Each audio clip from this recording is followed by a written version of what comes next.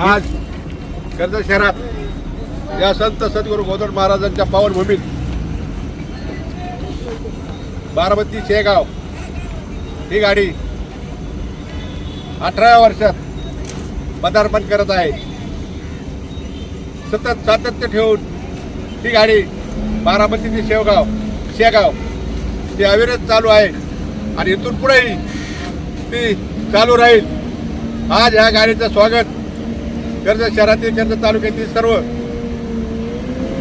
पक्षांनी आणि सामाजिक कार्यकर्त्यांनी त्याचं स्वागत केलेलं आहे आणि ही गाडी अशीच चालू राहील अशी मी संत सद्गुरू गोदड महाराजांची प्रार्थना करतो आणि थांबतो। पासून बारामती शेगाव ही गाडी सुरू झाली आणि ती अविरतपणे आतापर्यंत या ठिकाणी चालू आहे आणि त्यामुळे कर्जत आणि परिसरातील सर्व नागरिकांना भक्तांना शेगावला दर्शनाला जाण्यासाठी एक चांगल्या प्रकारची सोय या ठिकाणी 17 वर्षापूर्वी झाली आणि ती आतापर्यंत चालू राहिली।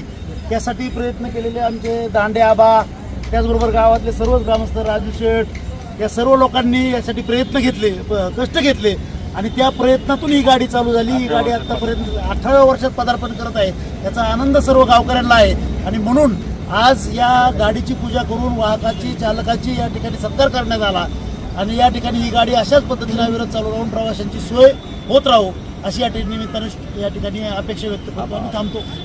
आज 17 वर्षापूर्वी बाबासाहेब दांडे हे मला दवाखान्यात भेटले। दवाखान्यात मी त्यांना फक्त विनंती केली की आबा आपल्या शेगावला एक गाडी सुरू करायची।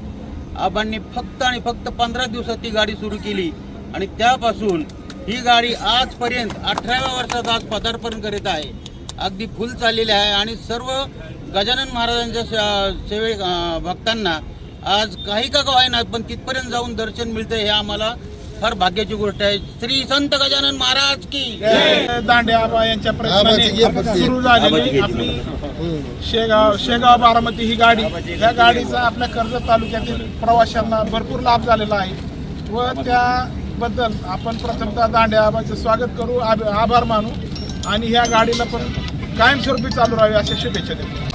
सर्वप्रथम आपल्या आबांचं सर्वांच्या वतीने अभिनंदन करतो की आबांनी ही गाडी सुरू केली आणि ह्या गाडीचं उत्पन्न पाहता आपण अजून एक दुसरी बारामती शेगावचा दुसरी एक गाडी चालू केलेली आहे।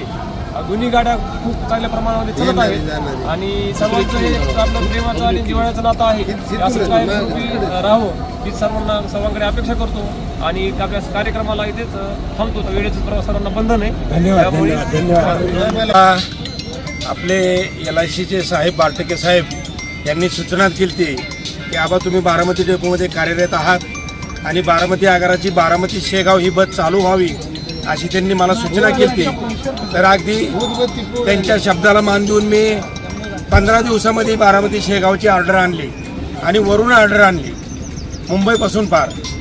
त्यात विखे पाटलांचं पहिलं पत्र, परिवहन मंत्री होते 2010ला विखे साहेब, त्यांच्या सागर बंगल्यावर 3 वेळा गेलो आणि तिसऱ्यांदा मला पत्र मिळालं आणि ती ऑर्डर मी कायमस्वरूपीच काढली।